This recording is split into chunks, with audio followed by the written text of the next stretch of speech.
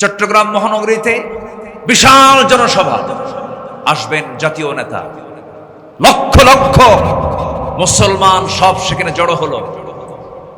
সেই জনসভায় নেতারা, জাতীয় নেতারা বক্তব্য দিচ্ছেন, লক্ষ লক্ষ মুসলমান সেখানে অংশগ্রহণ করলো।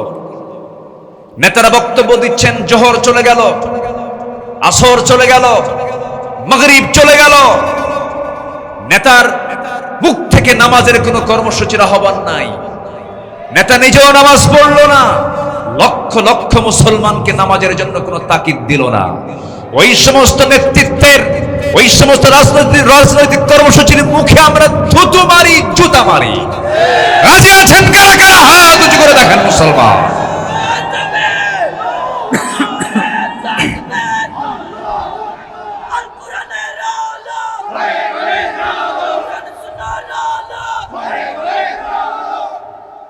আল্লাহ কবুল করুন, জোরে বলি আমিন, আরো জোরে বলি আমিন। এই জাতি অনেক কিছু দেখেছে। দেশ স্বাধীনের আগে এই জাতি দেখেছে আইয়ুবের শাসন, কি ঠিক কিনা? আইয়ুবের শাসন দেখেছে। আইয়ুব করেছে শাসন, মুজিব দিয়েছে ভাষণ, জিয়া কেটেছেন খাল, আমাদের চাচা এরশাদের তাল বেতাল। সব দেখা শেষ, আগামীর দেশ হলো কোরআন হাদিসের বাংলাদেশ। রাজি আছেন কারা কারা? হাত উঁচু করে দেখা।